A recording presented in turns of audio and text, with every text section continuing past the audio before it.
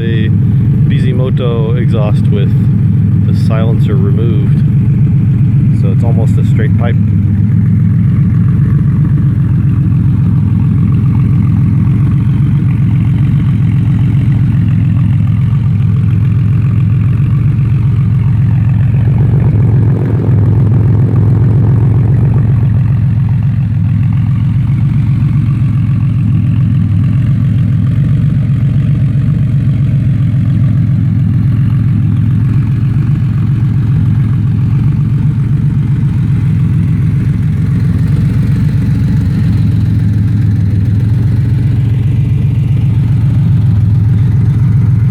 When you're out of the direct line of path of the exhaust, it's not too bad. You can hear it.